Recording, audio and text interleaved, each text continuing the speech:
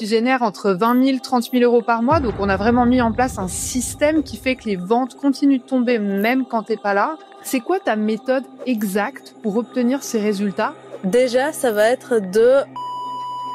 T'es passée de rédactrice freelance à CEO d'un business qui a généré plus de 70 000 euros en 90 jours. Comment t'as rendu ça possible? Un gros travail de mindset. Qui suis-je pour gagner plus que les autres, pour avoir cette vie-là dont je rêve? Non, là, si je continue comme ça et que je veux scaler, là, je risque de faire un burn-out. En fait, c'est vraiment qu'est-ce qu'il y a derrière le travail qu'on fait. Est-ce qu'on est en train de faire quelque chose qui est vraiment utile pour notre business? Pendant des années, j'ai bossé comme une acharnée, en fait, dans le vent. Alors qu'en fait, tu peux travailler beaucoup moins, mais te focus sur les bonnes choses. Le fait de doubler ce chiffre d'affaires, ça ne m'a pas rajouté du travail, en fait. Ça m'en a même libéré.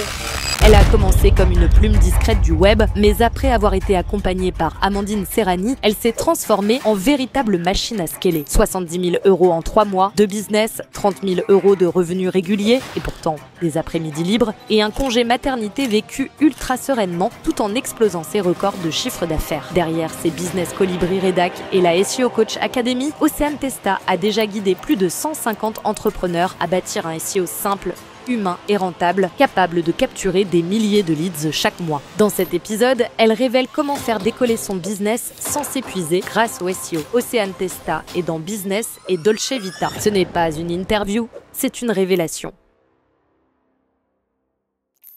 Océane, donc toi, tu es coach SEO, fondatrice de Colibri Redac et aussi la SEO Coach Academy. Comment tu décrirais ce que tu fais, ton travail, ta mission? Aujourd'hui, j'aide les rédactrices web à créer et vendre leur coaching SEO pour arrêter de s'épuiser avec de la rédac et pouvoir aider des entrepreneurs qui souhaitent remonter sur Google mais qui n'ont pas le budget pour déléguer. J'adore.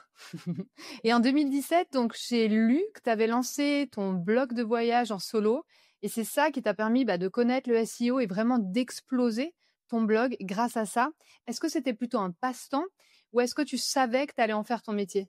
Quand j'ai commencé, c'était vraiment passe-temps juste pour garder une trace de mon voyage. Et après, j'ai commencé à adorer écrire. J'ai découvert le SEO que je pouvais remonter sur Google. Et à cette époque-là, c'était l'époque où les blogueurs vraiment en voyage pouvaient vivre de leur blog vraiment juste avec de l'affiliation.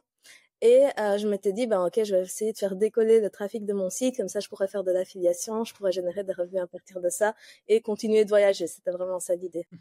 Trop bien, trop cool les voyages, ça nous mène dans des beaux endroits. Et là, donc toi aujourd'hui, ton parcours, c'est un vrai challenge impossible. T'es passée de rédactrice freelance à CEO d'un business qui a généré plus de 70 000 euros en 90 jours.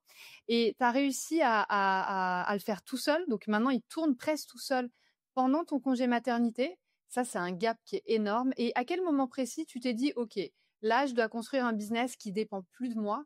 Comment t'as rendu ça possible? C'était en mai 2024. J'apprends que je suis enceinte. Et à ce moment-là, je commençais à être aussi vraiment dégoûtée de la rédaction web. Donc, ça faisait plus de 3 ans que je faisais de la rédaction web et de prestations SEO. Et à chaque fois que je me remettais devant mon ordinateur, j'étais au bout de ma vie, en train de, comme si j'étais vraiment tirée en arrière, comme ça, en train de me dire, ah non, j'ai pas envie de faire ça. Et alors là, je me suis dit, ok, bon, de un, j'attends une petite fille, la rédaction web, une activité qui dépend autant de mon temps pour pouvoir être rentable, pas possible. Et en plus, j'aimais plus ça tout simplement.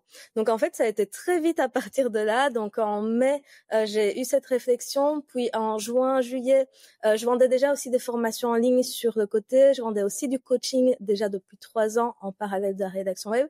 Et je me suis posé cette question, qu'est-ce que je kiffe par-dessus tout? Le coaching. Le coaching, c'était vraiment ce que j'aimais le plus. Et en fait, c'est en août que j'ai pris cette décision-là. Il faut que je trouve un moyen de scaler et de faire en sorte que mon business ne dépende plus de moi. Et c'est à ce moment-là d'ailleurs que je t'avais contacté. Ouais, trop bien. Et il y a 3 ans, c'est là où on s'est rencontrés. On a développé ensemble ton coaching, justement, ton offre de coaching. Et c'est là où d'un coup, tu as pu choisir entre rédaction, coaching. Ça a très vite bien marché pour toi. En 30 jours, tu avais déjà atteint un beau chiffre d'affaires. Et après, tu n'as fait que monter. Tu as atteint même les 10 000 euros par mois. Et après, justement, tu as ressenti ce besoin de scaler encore plus ton activité sans t'épuiser. C'est ça, en fait, quand tu m'as coaché pour la première fois, j'avais vraiment cette idée de faire les deux en parallèle. Donc, je voulais faire du coaching, je voulais lancer cette nouvelle offre pour diversifier ce que je faisais, mais je voulais, et pour augmenter mes revenus aussi, parce que à ce moment-là, je gagnais peut-être 2000 euros par mois, donc en Belgique, avec les taxes, tout ça, c'est caisse, on peut rien faire avec 2000 euros. Et alors, j'avais cet objectif de passer déjà à 5000, 10 000 euros. Je m'étais dit, le coaching, j'aimerais trop faire ça. J'avais déjà essayé de lancer mon coaching. Je sais pas si tu te souviens, mais je ne vendais rien. Très bien. Donc, donc, on avait retravaillé le positionnement, on avait retravaillé, tout par rapport à ça. Et après, oui, comme tu dis, j'avais fait mes 5 premières ventes. Et depuis, j'avais continué de vendre, j'avais continué d'améliorer l'offre, d'améliorer aussi le tunnel de vente qui était derrière. Et j'ai fait ça pendant 3 ans, ce qui m'avait déjà permis d'aller chercher les 10 000 euros par mois. Mais j'étais à un stade où je stagnais aux 10 000 euros par mois. Donc, faire 10 000 euros par mois, c'était possible. J'avais même réussi à monter à 15 000 et je crois une fois à 20 000 euros. Mais tout dépendait vraiment de moi. C'est-à-dire, si je m'arrêtais, je faisais zéro, peut-être pas zéro, mais peut-être 1000, 2000 euros et tout retombait, en fait, et encore, peut-être même que je pourrais que je pourrais juste retomber à zéro si je m'arrêtais de travailler. Donc, j'étais dans cette situation-là où, j'avais un business qui fonctionnait, mais, qui dépendait totalement de mon temps. Alors, un temps qui était rentable, certes, mais ça dépendait quand même de mon temps. Donc, c'était la grosse faiblesse de mon business à ce moment-là. Ouais, souvent, je vois ça chez les entrepreneurs. Ils ont l'impression qu'ils ont scale parce que ils font 10 000, 20 000 euros par mois. Mais dès qu'ils arrêtent de bosser, soit ils partent en vacances, soit, je sais pas, un arrêt, un truc, t'arrêtes de bosser, paf, il y a tout qui redescend.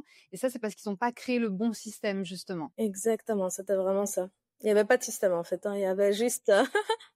Il y avait juste moi qui testais des choses, il y a des faits cumulés aussi. Donc, vu que ça faisait 3 ans que je vendais du coaching, j'avais plein de témoignages pour mon coaching SEO. J'avais plein de preuves sociales aussi en SEO. Donc, tant que j'étais là, ça fonctionnait. Mais c'était vraiment, si je m'arrêtais ne serait-ce que 3-4 jours, mes clients en coaching, ils étaient tout seuls.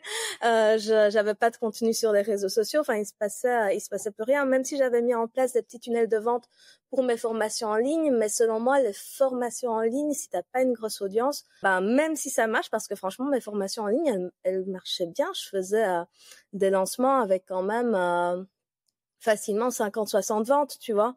Donc, ça fonctionnait bien, mais hors lancement, une formation en ligne pour continuer de vendre, même avec des tunnels, tout ça, je trouve que si t'as pas une grosse audience et si t'as pas énormément de produits, c'est compliqué. Ouais, c'est ça. Faut toujours remettre de l'énergie, sinon, ça meurt.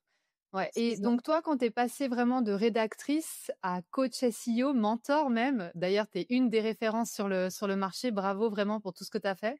Toute cette valeur que tu apportes aux rédactrices dans ce domaine-là vraiment du SEO. Et ce shift-là, c'est clairement pas qu'une question de business model ni de stratégie. C'est aussi vraiment un changement d'identité. C'était quand le moment où tu t'es dit, OK, là, je dois arrêter de me voir comme une rédactrice et penser comme une CEO? Alors, ça a été très difficile, en fait. On a l'impression que c'est facile, qu'on a envie de de changer de business model et puis voilà, clac, on change de business model. Alors moi, ça a été un gros travail de mindset, de qui suis-je pour gagner plus déjà que d'autres rédactrices par exemple, qui suis-je pour pouvoir avoir un business qui me plaît à 100%, qui suis-je pour ceci, pour ça. C'était pas conscient parce que j'ai quand même une bonne estime de moi, j'ai quand même beaucoup d'amour pour moi, mais je me suis rendu compte que ce qui me bloquait vraiment, c'était ce truc-là, c'était de me dire qui suis-je pour gagner plus que les autres et pour avoir cette vie-là dont je rêve. Et c'était juste ça qui me bloquait dans la situation où j'étais à faire de rédac. Ouais, en parlant de blocage, justement, dans cette transition, ça a été quoi le plus gros blocage? Est-ce que ça a été de monter tes prix, assumer ton rôle d'experte, mentor, apprendre à vendre, déléguer? Alors, tu parles quand j'ai lancé mon coaching SEO ou quand j'ai fondé la SEO Coach Academy? Parce que Les deux, on veut tout savoir. Alors, mon plus gros blocage quand j'ai lancé mon coaching SEO, en fait, à ce moment-là, j'avais juste vraiment, vraiment envie de lancer mon coaching SEO et c'était moins des blocages de mindset parce que j'imaginais pas encore quel chiffre d'affaires j'allais pouvoir faire avec le coaching SEO. C'était vraiment juste je sais que faire que de la rédac toute la journée, assez vite j'ai su ça. Hein. Après 1 an de rédac, en fait, je me suis dit faire que de la rédac toute la journée, écrire toute la journée. Mon cerveau, il n'en peut plus. Donc j'avais juste cette envie vraiment de lancer mon coaching SEO et voilà, je l'ai fait. Et j'avais juste cette peur que ça ne fonctionne pas et qu'il n'y ait pas de marché. Parce qu'il n'y avait pas vraiment d'autres coaching SEO. Il y avait du coaching Instagram, du coaching pour copywriter. Et du coup, moi, j'avais déjà essayé de le vendre. J'avais vendu une fois et après plus rien pendant des mois. Donc, je me disais vraiment ce truc de soit, il n'y a pas de marché. Et en fait, personne veut apprendre le SEO et tout le monde veut déléguer le SEO et pas apprendre. Ou alors, je m'y prends comme une quiche. Je garde toujours, voilà, c'est ça. Je garde toujours cette possibilité. Moi, quand j'arrive pas à faire quelque chose, c'est, soit il y a pas de marché, c'est possible, soit je m'y prends mal. Mais je voulais pas rester sur ce truc de, c'est juste qu'il y a pas de marché, Faut tester, faut essayer d'avoir la vision de quelqu'un d'autre. Et il y avait un marché, juste, j'avais pas la bonne proposition de valeur. Un beau marché en plus. Ouais, oui, vu tout ce que j'ai vendu, je pense même qu'il y a limite un plus gros marché pour du coaching SEO que pour de la rédac finalement, ou pour des prestations, parce que pour déléguer son SEO, il faut quand même déjà avoir un sacré budget, à part si tu veux juste refaire tes pages fixes ou faire un truc par-ci par-là. Mais si tu as vraiment envie de générer du trafic, de trouver des clients avec ton SEO, soit moi, mes clients, ils me payaient 1500 € par mois. Mettre 1500 € par mois quand t'es naturopathe, par exemple, et que t'as envie de remonter sur Google, c'est pas trop, c'est pas trop possible. Et c'était pendant 1 an, 2 ans, et certains de mes clients, même plus de 3 ans, qu'on a travaillé ensemble à ce rythme-là. Donc voilà, ça c'était vraiment quand j'ai lancé mon coaching SEO. Et ensuite, ça a été donc, mais là, j'étais pas encore, je me considérais pas, et j'étais pas CEO ou autre, j'étais toujours freelance, solopreneuse, mais qui proposait 2 types de services différents. J'avais pas du tout d'équipe. Je commençais à déléguer des petits trucs par-ci par-là. J'avais délégué une séquence mail, j'avais délégué la création de mon site internet. Ouais, je déléguais des petits trucs, mais j'avais personne vraiment dans mon équipe. Et oui, ça a été quand même pendant 2 ans de cheminement, de ce truc de je sais que j'ai envie de plus, j'ai envie d'aller plus loin, mais c'est là où j'ai fait face à tous ces blocages en fait que j'avais par rapport au fait de bien gagner ma vie et de ne pas travailler dur, parce que je viens d'une famille italienne, mais d'une famille immigrée qui est venue d'Italie en Belgique, qui a travaillé dans les mines, qui a travaillé tu vois, ce genre de conditions qui étaient difficiles, où le travail avait une valeur vraiment super importante. J'ai toujours travaillé dur en fait. J'ai toujours travaillé dur, j'ai grandi comme ça. À l'école, en plus, j'étais pas super douée. Mais j'avais vraiment envie de réussir, donc j'étais super bonne élève et je travaillais dur pour réussir. Donc j'avais de très bonnes notes, mais ça tombait clairement pas du ciel. Hein. Même fin primaire, début secondaire, je travaillais déjà beaucoup. Pareil, dès que je suis allée à l'université, je travaillais énormément, donc j'ai appris le chinois et j'ai été jusqu'en master 2 de chinois. Donc tu vois, c'était vraiment beaucoup de travail avec cette valeur qui était très très ancrée. Et alors c'était un petit peu je deviens quoi si j'arrête?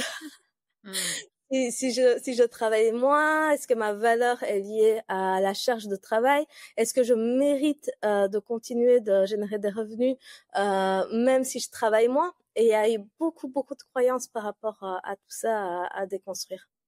Ouais, super intéressant. Je vois très bien la hustle culture vraiment où on est pile poil dedans. Hein. Il faut travailler, faut que tu sois un acharné, il faut que tu travailles. Ou vraiment, c'est vu par la société comme quelque chose de bien, alors que moi aujourd'hui, j'ai été aussi tellement dans le travail acharné. Où pareil, hein, moi mes parents aussi, c'est des immigrés, italiens aussi, et corses. Donc je vois exactement de quoi tu parles. Et ce qui est intéressant, c'est la valeur qu'on apporte à ça. Si tu bosses comme une acharnée, t'es bien vu. Moi, je me souviens, mais mon patron à l'époque et mes collègues, ils me disaient: «Ah, mais tu pars déjà?» Genre, c'était 22h, tu vois? Et j'étais là: «Ben ouais, j'ai envie d'avoir une vie, j'ai envie de rentrer chez moi». Et en fait, c'est vraiment, surtout en Suisse où le travail acharné, c'est encore très, très répandu, on va dire. Et sinon, t'es une feignasse, en gros. Et aujourd'hui, je suis tellement contre ça. Je dis pas qu'il faut se la couler douce, pas du tout. Au contraire, moi, ma vibe, c'est vraiment scale and dolce vita. Donc, d'abord, on met les efforts, mais après, on enjoy. Mais c'est vraiment travail smart, en fait. Ça sert à rien. Pendant des années, j'ai bossé comme une acharnée, en fait, dans le vent, tu vois? Alors qu'en fait, tu peux travailler beaucoup moins, mais te focus sur les bonnes choses, qui fait qu'au bout, tu as les mêmes résultats, voire même plus de résultats, parce que tu as mis tes actions au bon endroit. Et c'est exactement ce qu'on a fait avec toi et c'est pour ça que tu as explosé. Mhm. Exactement. Je pense que ben voilà, il faut quand même travailler à un moment donné, ça va pas tomber du ciel, mais c'est vraiment comme tu dis, c'est travailler mais le faire intelligemment et pas juste pour se prouver qu'on est en train de travailler et pas pour se dire ben oui, je mérite. En fait, c'est vraiment qu'est-ce qu'il y a derrière le travail qu'on fait. Est-ce qu'on est en train de faire quelque chose qui est vraiment utile pour notre business ou on est juste en train de se justifier pour l'argent qui est en train de rentrer. Et moi, j'étais vraiment dans ce truc-là de justifier l'argent qui rentre et de ne pas. Et en fait, bah, quand j'ai appris que j'étais enceinte, je me suis dit, bah là, à un moment donné, si je ne change pas cet état d'esprit, si je ne change pas tout ça, ben, je vais faire comment? Je vais faire comment? Et surtout que j'avais aussi cet objectif d'acheter une maison. Donc, je sais pas si tu te souviens, je t'en avais aussi parlé à ce moment-là. Donc, j'avais vraiment cet objectif aussi d'acheter. Et je me suis dit, ben, si en mars, je pars pendant 3 mois, je gêne rien du tout, puis c'est comme si je devais repartir à zéro, etc. Je me suis dit, non, c'est pas, c'est pas possible. Pareil, en fait, je me suis dit, il doit y avoir une solution. Je dois encore avoir des blocages que j'arrive pas à identifier et j'étais prête à retravailler là-dessus. Ouais, exploser ton plafond de verre, vraiment. D'ailleurs, justement, en 90 jours seulement, tu as non seulement créé une offre scalable, Ouais. un carton, généré plus de 70 000 euros, Ouais. franchement bravo. Et en plus de ça, tu as réduit ton temps de travail, tu as libéré tes après-midi et tu as acheté la maison de tes rêves. Donc, bah ouais, trop contente. Comme Et en ça. plus, bah, tous les mois aujourd'hui, avec ton congé maternité là qui arrive à grands pas, tu génères entre 20 000 30 000 euros par mois. Donc, on a vraiment mis en place un système qui fait que les ventes continuent de tomber même quand tu n'es pas là. C'est là où on réfléchit vraiment à scaler de manière intelligente. Et pour beaucoup, c'est juste inimaginable ce que tu vis. Enfin, il y en a qui doivent se dire, mais attends, mais c'est pas possible. Comment est-ce qu'on peut générer autant? En plus, on va parler, maintenant, tu as ton équipe, des pépites que tu as recrutées qui t'aident justement à faire tourner tout ça. Et c'est quoi ta méthode exacte pour obtenir ces résultats? Et surtout, comment quelqu'un peut le faire aussi vite sans s'épuiser?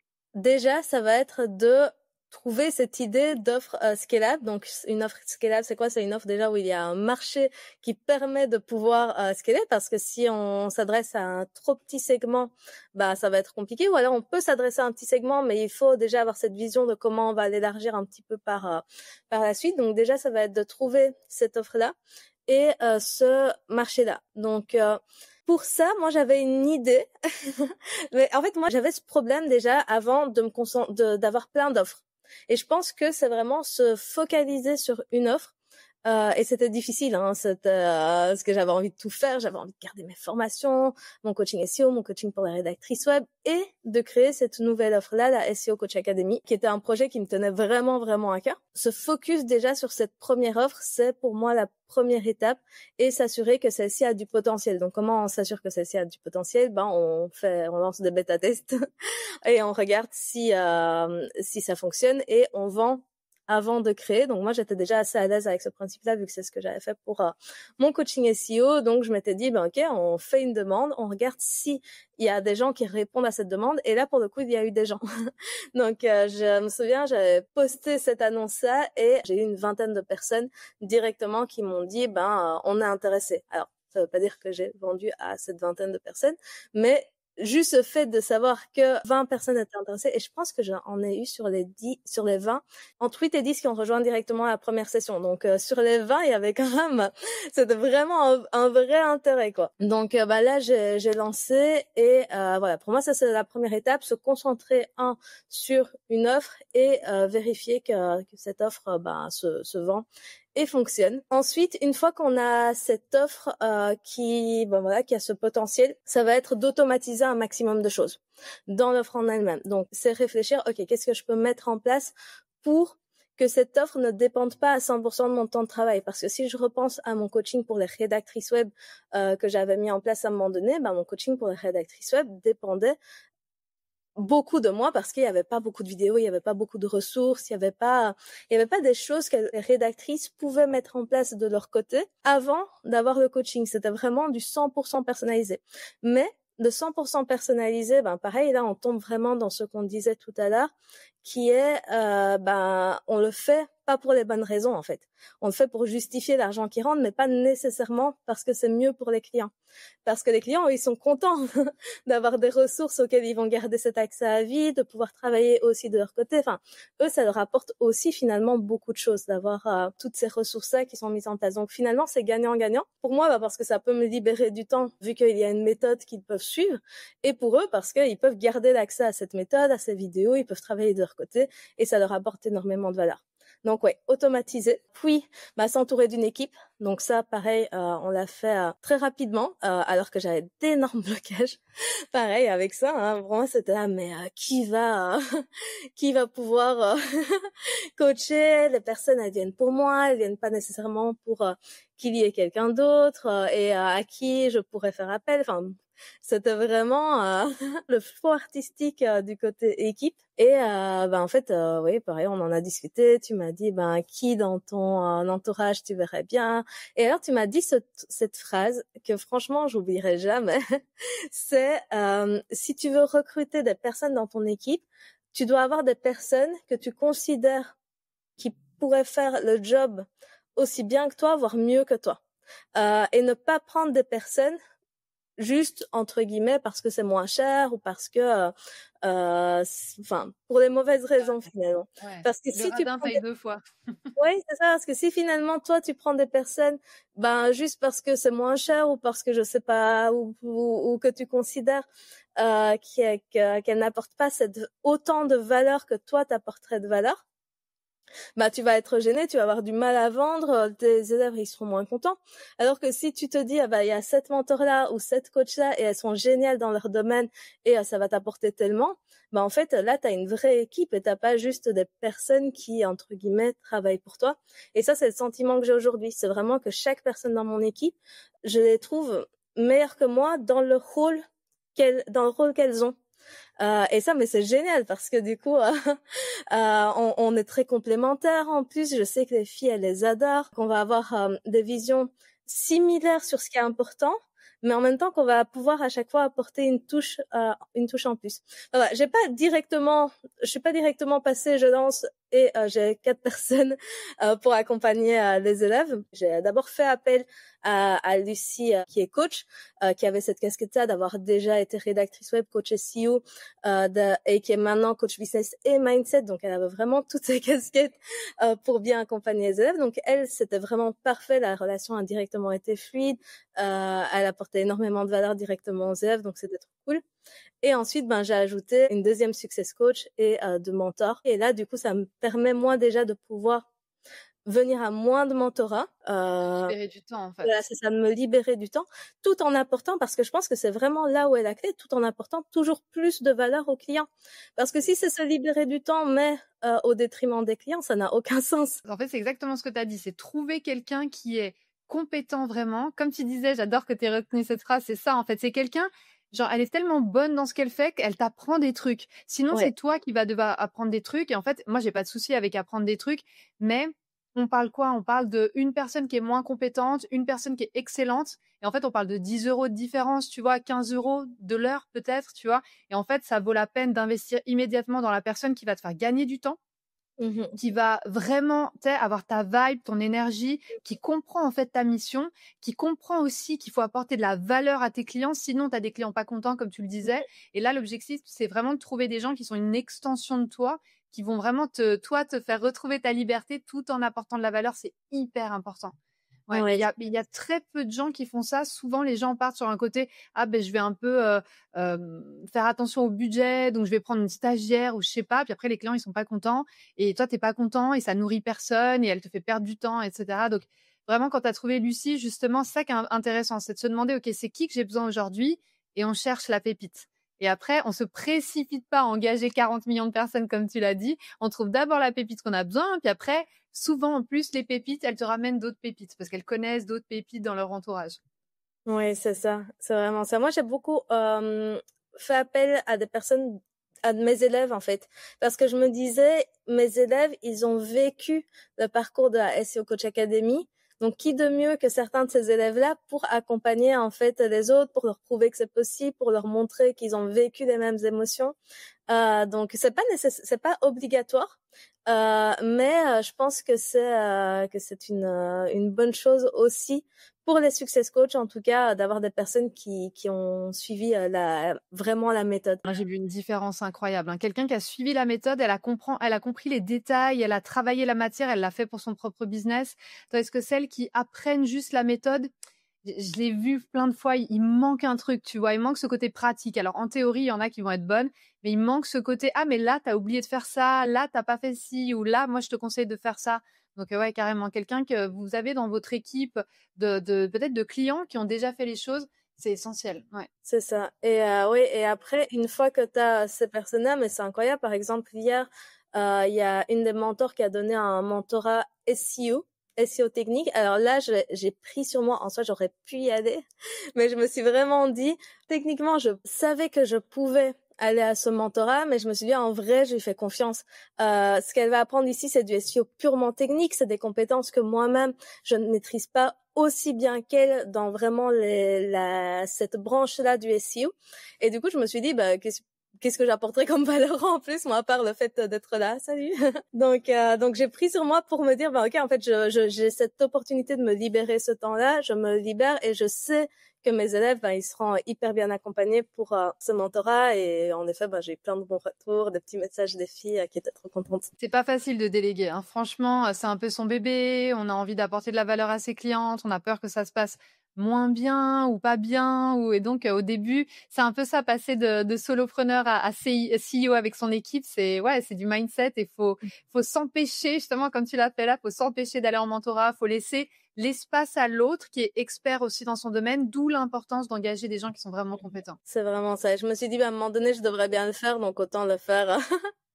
Autant le faire directement et récupérer le temps sur les exercices, sur toutes ces choses-là, c'était déjà génial. Puis récupérer aussi du temps sur les mentorats, trop bien. Maintenant, je pars en congé maternité et encore une fois, je sais que j'irai quand même à certains des mentorats parce que j'ai pas voulu me détacher totalement à 100% du business, mais je sais que ce sera totalement gérable et ce sera peut-être une fois par semaine, 2 fois max par semaine, toutes sessions comprises. Donc tu pars l'esprit tranquille.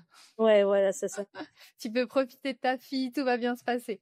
Et est-ce qu'il y a un moment donné où tu as senti que tu risquais un peu la surcharge, le burn-out quand tu as fait vraiment cette croissance dans ton activité?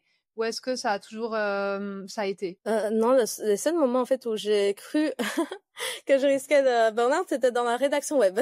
Là, à un moment donné, je me disais non, là, si je continue comme ça et que je veux scaler, là, je risque de faire un burn-out parce que je passais mon temps tout le temps à écrire tout ça. Mais ici, la partie où on a scalé, même en scalant, et c'est ça qui était génial, je travaillais pas tellement. Alors, je dis pas, c'est parce qu'il y avait aussi une base qui était là, il y avait aussi le fait que j'avais déjà travaillé pendant 3 ans avant. On scale pas, de toute façon, de 0 à 20-30 000 euros par mois en 2 mois, bien évidemment. Si ça fait partie du process, ici j'étais à 10 000 et j'ai pu doubler, mais le fait de doubler ce chiffre d'affaires, ça ne m'a pas rajouté du travail, en fait. Ça m'en a même libéré. Parce que j'avais arrêté certaines offres, parce que je mettais plus mon focus sur ces autres offres-là. J'étais seulement concentrée sur créer l'offre ici, apporter un maximum de valeur à mes clients et continuer de générer des appels pour vendre. Et alors là, c'est cool aussi parce que au début, je vendais vraiment par appel et là, je suis en train de développer le système pour qu'il n'y ait quasiment plus d'appels, qu'il n'y ait des appels que quand c'est nécessaire en fait. Et pareil, ça libère aussi. Et ça marche très bien. Ça libère aussi du temps et ça continue de fonctionner parce que il y a quand même la bonne méthode derrière. Mais juste en s'autorisant encore une fois à se libérer du temps quand c'est pas nécessaire. Quand c'est nécessaire, bien sûr, je prends la personne en appel. Si moi j'ai un doute sur le profil de la personne ou si la personne a des questions, je prends l'appel. Mais si je vois que c'est la bonne personne pour la bonne offre, que elle est ok aussi, que tout match, c'est bon en fait. C'est bon, j'ai pas besoin En fait, ça crée un système où la personne, elle va candidater. Toi, tu t'assures que c'est la bonne personne. En fait, c'est tout le système qui fait qu'au bout, tu n'as plus besoin d'avoir des appels. Parce que très souvent, je vois des personnes qui disent, ouais, quand tu as une offre à plus de 1 000 euros, c'est impossible de vendre directement sur un quart. Il faut absolument faire des appels. Mais tu es la preuve vivante que c'est absolument pas vrai. Non, c'est pas vrai. C'est pas vrai. Moi, en fait, je faisais des appels parce que, donc, moi, je veux que chaque personne qui rentre dans la SEO Coach Academy soit à sa place dans le programme, que ce soit fait pour elle et qu'elle puisse avoir des résultats avec la méthode. Si j'ai un doute sur une personne, je préfère vraiment dire non, ce programme n'est pas pour toi, ou du moins pas pour le moment, et rediriger la personne vers le bon endroit. Et en fait, ça, je pensais, j'étais même persuadée que je ne pouvais le faire que par appel et que c'était vraiment la seule façon de pouvoir avoir ces informations-là. Et en fait, je me suis dit, mais non. Ah bah non, je me suis pas dit, mais non, je me suis dit, en fait, Océane, tu ne peux pas gérer autant d'appels. Et est-ce que tu as envie de déléguer ces appels à un closer? Et je me suis dit, bah, je préfère que ce soit quand même ma décision, finalement, de si je prends ou pas la personne. Et donc, bah, là, j'ai fait un système de candidature toujours, mais avec un formulaire plus détaillé. Donc, la personne a rempli le formulaire, puis moi, je vais voir aussi un petit peu qui est la personne. Et si j'en ai besoin, si je me dis, ben là, ça et ça, je suis pas sûre que ça peut matcher, ben soit je prends moi la personne, soit c'est Lucie ou Lauriane qui va prendre la personne en appel pour discuter, pour poser les bonnes questions et s'assurer que c'est la bonne décision pour elle. Et je laisse toujours une petite case aussi, est-ce que toi, tu as besoin d'un appel pour en discuter? Et si la personne elle coche cette case, oui, j'ai besoin d'un appel, ben bien évidemment, on la prend en appel pour répondre aussi à ces questions. Mais en fait, c'est pas du tout obligatoire. Donc ici, j'ai fait en février 7 ventes sans appel. J'ai fait un système de masterclass pour quand même apporter de la valeur et maintenant pareil, j'automatise aussi le système de masterclass par une VSL, une vidéo de vente, de présentation en tout cas du programme. Comme ça, les filles, elles ont toutes les informations dans la vidéo. Elles savent exactement ce que c'est, si c'est fait pour elles ou si c'est pas fait pour elles, parce qu'encore une fois, c'est pas nécessairement fait pour tout le monde. Elles regardent tout ça.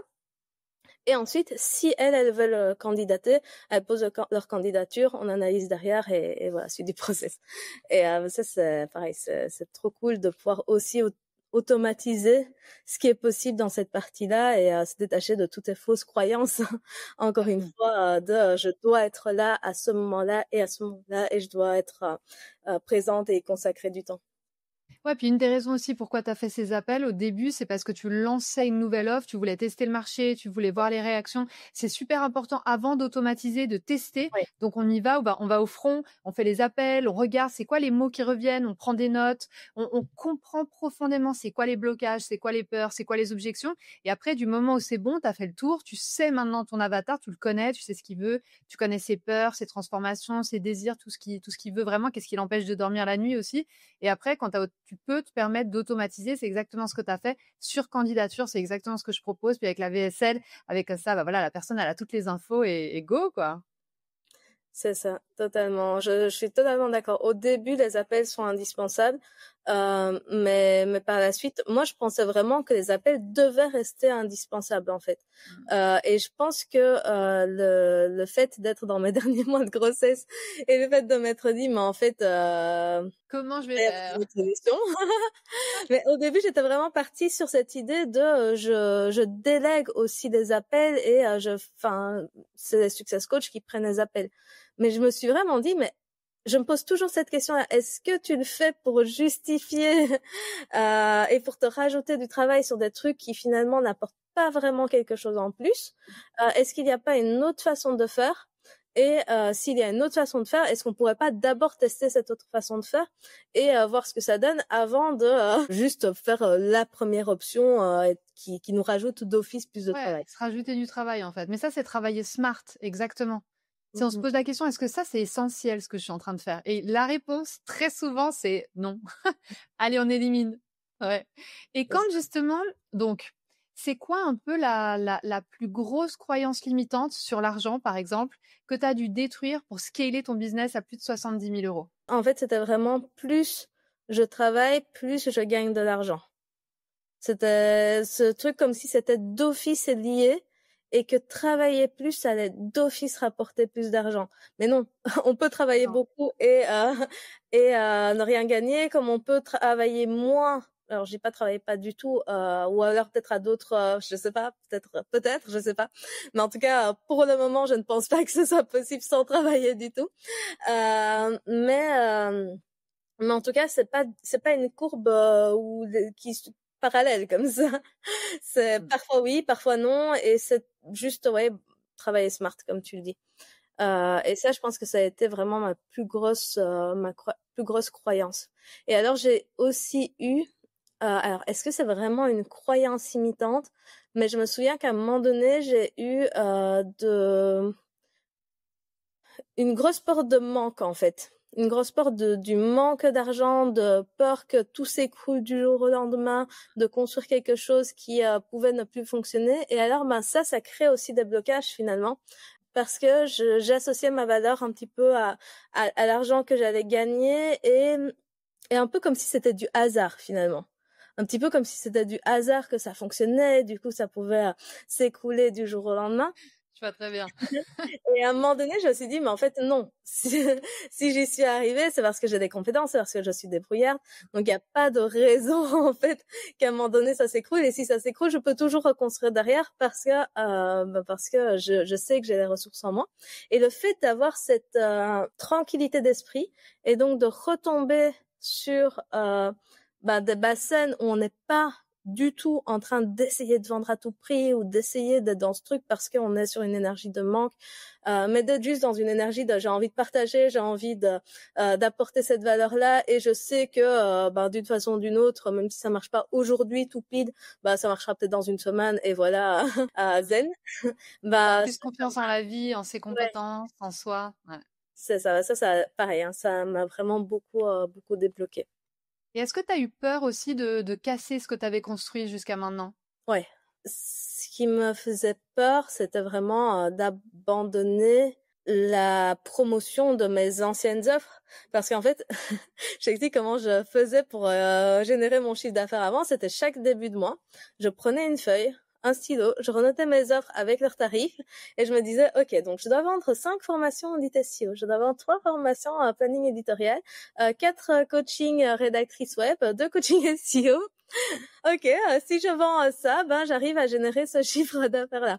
Et en fait, le fait de me dire, ok, maintenant je vais faire ce chiffre d'affaires-là avec une seule offre et alors, c'est pas totalement avec une seule offre dans le sens où si je vends des formations, tant mieux. De temps en temps, je vais peut-être refaire un micro lancement des formations ou je vais peut-être, je vais continuer le coaching SEO avec les clients qui viennent vers moi depuis mon SEO. Même si j'en parle plus sur les réseaux sociaux, maintenant j'ai un tunnel de vente qui me rapporte des clients pour mon coaching SEO sans que j'ai à les chercher et à créer du contenu par rapport à ça. Mais je mets mon focus juste sur une offre et ça faisait peur vraiment de se dire les autres offres je les mets de côté alors qu'avant j'étais vraiment dans ces calculs-là de si j'en vends 3 par-ci, 3 par-là, ça fait ce chiffre-là au final. Ouais, ça faisait peur. Ouais, je me souviens très bien. En fait, le problème c'est quand on a plein d'offres, il y a un manque de clarté. On sait pas, on sait même nous, hein, on sait plus les personnes sur Insta ou autres réseaux sociaux, ils sont là en mode mais en fait elle fait quoi déjà? Parce que là, je suis un peu perdue et pas de clarté est égal à pas de vente. Donc ouais, se focus sur une offre principale sur laquelle on communique, c'est ce que tu as fait et c'est vraiment là où tu as cartonné, quoi. Ouais, je me souviens, j'avais vraiment peur d'abandonner le coaching pour rédactrice web parce qu'en fait, j'avais l'impression d'apporter tellement de valeur avec ce coaching-là. Je me disais, en fait, donc moi, j'avais réussi à aller chercher quand même jusqu'à 5 000 € vraiment de rédaction SEO, sans compter le coaching en parallèle. Et alors, je me disais, je réussissais à vendre des prestations à 1 500 € par mois, des articles de blog à 300 € par mois, alors qu'il y avait des rédactrices qui s'épuisaient toujours à vendre à du 5-6 centimes le mot. Et alors, j'avais vraiment cette impression, moi, c'est toujours mon problème, hein, quand je quitte un projet, c'était cette impression d'abandonner les rédactrices, pauvres rédactrices qui ne pourront plus n'importe quoi, tu vois. Mais tu vois, bien. là. Surtout que mes coachés qui suivaient cet accompagnement avaient vraiment de chouettes résultats. Donc c'était cool. Mais je me souviens qu'à un moment donné, j'ai eu cette réflexion, mais ça n'a pas de sens parce que moi, j'ai envie d'arrêter la rédaction web parce que ça m'a épuisée, parce que j'en suis limite dégoûtée. Est-ce que je suis vraiment toujours alignée finalement avec cette offre-là? Et la réponse c'était non.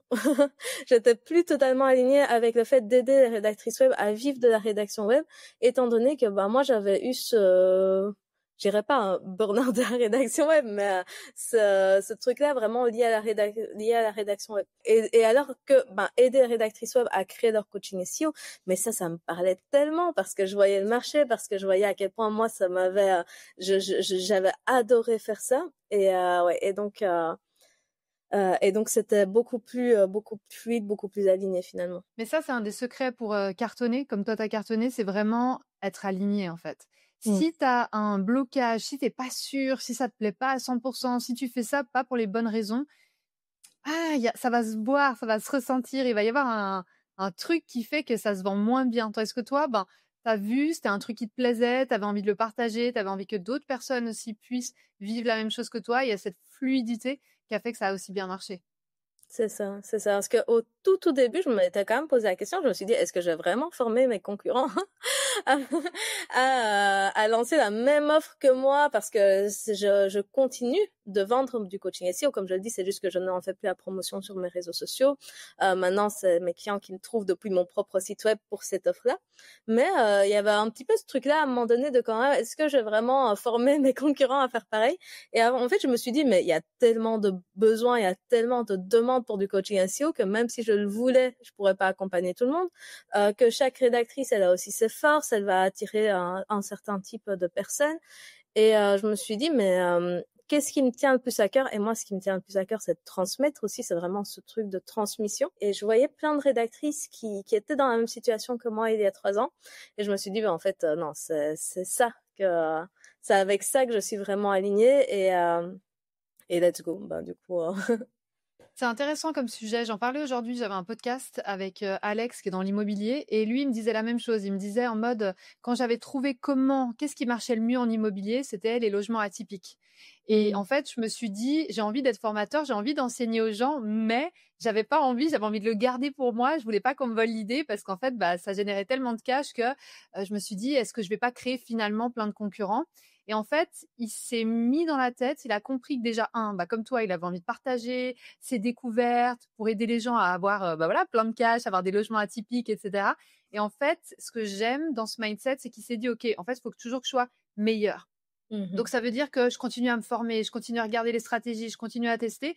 Comme ça, pendant que les autres, moi, je les fais monter, donc mes coachés, les clients, etc., moi, je continue aussi à me former, à être meilleure tous les jours pour éviter de se faire dépasser parce que de toute façon, il y aura toujours des concurrents. Donc, je trouve ça beau comme mindset, en fait, d'être dans l'abondance et pas dans le manque, en fait. Totalement d'accord avec lui. Et avec trop toi bien. Et qu'est-ce que tu penses du SEO là, si on est en 2030? Selon toi, ça ressemble à quoi?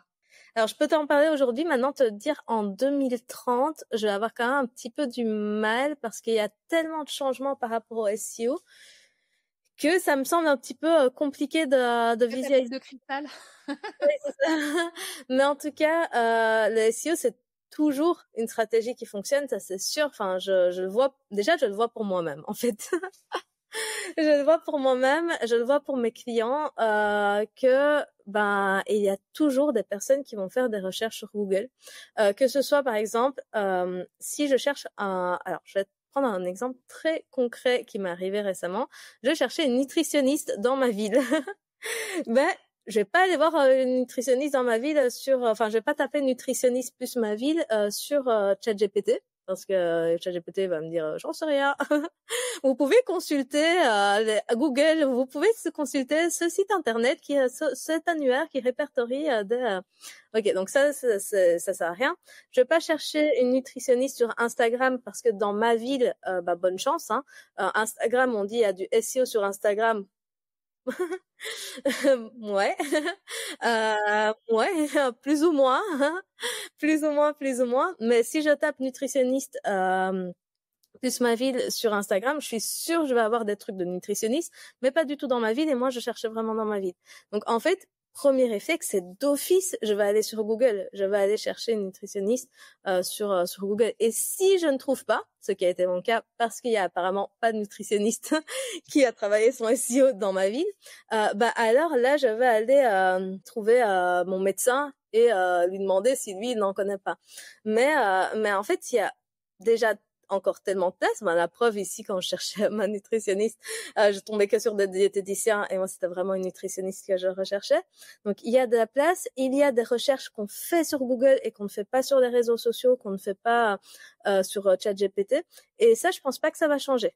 Donc, si on prend en 2030, je vois pas trop comment ça pourrait changer. Et je vois aussi le SEO comme cette stratégie qui travaille pour toi. Donc moi je suis vraiment dans cette idée d'automatiser un maximum de choses, comme je disais, tout ce qui peut l'être. Et pour moi le SEO ça rentre tellement là-dedans. Je pense que c'est aussi pour ça que je suis alignée avec le SEO, parce que si on reprend mon blog voyage dont on parlait au début, ce blog voyage, j'ai pas touché depuis 2019. J'ai rien ajouté comme article depuis.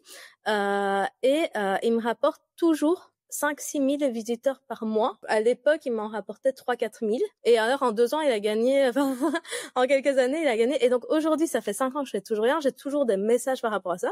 J'ai ajouté sur ce blog voyage mon site pro qui renvoie vers mes prestations SEO. Et donc, j'ai parfois des clients qui viennent aussi vraiment de ce blog voyage, parce que travel planner ou je sais pas quoi, qui me découvrent par ce biais-là. Donc là, ça fait 5 ans que je touche pas à ce site et ça continue de me rapporter des clients, ça continue de me rapporter des messages, donc je trouve ça vraiment incroyable. Et alors, je l'ai fait aussi sur mon propre blog SEO. Et pareil, je publie que 2 articles par mois, donc c'est pas énorme.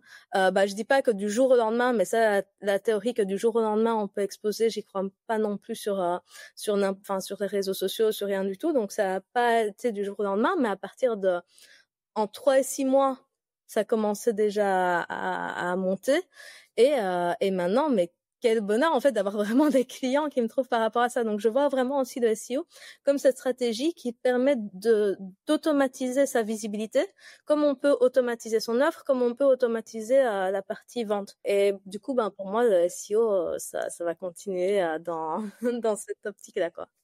Et tu penses pas que l'avenir du SEO, parce que maintenant il y a l'IA, est-ce que tu penses pas que ce serait d'être référencé par l'IA? Parce que par exemple, hier, je faisais une recherche et il m'a sorti des vidéos YouTube, il m'a sorti des articles de blog qui viennent justement de Google, mais en fait, tu te fais référencer dans ChatGPT, dans Perplexity, autres. En fait, déjà pour moi, pour être référencé par Perplexity ou ChatGPT, etc., il faut dans tous les cas être référencé sur Google, parce que souvent il prend les premiers résultats de Google. Donc il faut de toute façon se référencer sur Google pour pouvoir être référencé par l'IA. Mais alors oui, je pense qu'il y a une partie des personnes qui vont rechercher d'abord sur l'IA parce qu'il y a des thématiques où c'est plus facile de chercher sur l'IA. Et peut-être que parfois ça va faire un lien, mais je pense pas que ce soit pour tout en fait. Pour moi, l'IA, ça va être un peu comme quand il y a eu les réseaux sociaux. Il y a eu des personnes qui avant ne cherchaient que sur Google. Elles ont, voilà. Après, il y a eu des personnes qui cherchaient sur Google et sur les réseaux sociaux. Donc, est-ce que ça a vraiment dilué le trafic? Peut-être un petit peu, mais finalement, je pense que ça a aussi augmenté pour d'autres raisons. Et alors, maintenant, il y a aussi l'IA. Donc, les personnes, elles vont chercher sur les réseaux sociaux, elles vont chercher sur Google, elles vont chercher sur l'IA. Et voilà, oui, peut-être qu'il y aura une partie du SEO qui sera sur l'IA, comme il y a une partie du SEO qui est sur YouTube ou sur les autres plateformes. Mais pour moi, le SEO Google va rester. C'est vraiment... Ouais, ça va coexister. Ouais, voilà, on appuie sur ça qui peut exister. Et si tu es référencé sur Google, si tu es référencé sur YouTube, si tu maîtrises le SEO de base, à part encore une fois Instagram, où je trouve qu'il y a encore des progrès, surtout en SEO local, à faire pour vraiment faire du SEO sur les réseaux sociaux. Mais en tout cas, sur toutes les plateformes vraiment de recherche comme YouTube, comme même TikTok, il y a du SEO quand même. En fait, tu maîtrises une fois le SEO, tu le maîtrises pour tout. Surtout si tu maîtrises celui du site internet qui est le plus, je mets des très gros guillemets, mais le plus difficile parce qu'il y a un petit peu plus de technique. Enfin, ça dépend des objectifs aussi. Mais une fois que tu le maîtrises, en fait, tu as compris le principe, tu l'appliques partout et alors tu références ce que tu veux référencer. Carrément. Et là, imaginons, on se revoit dans 3 ans. T'es où? Tu fais quoi? C'est quoi ta vision? J'aimerais continuer avec mon programme, la SEO Coach Academy, sauf que j'aimerais l'appliquer aussi au métier au métier d'écriture de manière plus générale et plus juste se focaliser sur le SEO. Donc ça, c'est quelque chose que je suis en train de mettre en place, mais en restant vraiment dans le marketing digital, dans la rédaction, copywriting, ghostwriter, et continuer d'aider en fait les marketeurs, parce que c'est vraiment des personnes que j'adore aider, parce que je me dis ces personnes-là aident d'autres personnes à se rendre visibles. Donc je trouve que c'est un chouette cercle vertueux, on va dire. Donc ouais, j'aimerais continuer ce programme-là, mais continuer de le pousser, continuer de le scaler. Avoir vraiment toujours du temps pour moi. Alors je dis pas arrêter de travailler, parce que j'aime toujours travailler, mais en pouvant bosser peut-être 4 heures par jour, 4 jours par semaine, quelque chose comme ça. Donc un peu ce que je fais pour le moment, on va dire. Et j'aimerais, alors ça c'est vraiment un de mes gros objectifs, avoir quasiment remboursé mon prêt de ma résidence principale. Donc ça c'est vraiment pour moi la liberté, c'est avoir la liberté financière, c'est déjà d'avoir le moins de crédit possible, d'avoir le moins d'argent qui doit sortir tous les mois. Donc j'aimerais vraiment pouvoir baisser ça au maximum et commencer à investir en parallèle, commencer à investir aussi. Alors je sais pas si c'est de bon ordre, hein, et à mon avis les personnes qui sont spécialisées là-dedans vont me dire non, mais tu dois faire le contraire, tu dois d'abord générer des investissements qui vont te rapporter avant de rembourser. Mais bon, on verra, peut-être que ça changera d'ici là. Mais ouais, je suis vraiment dans cette optique de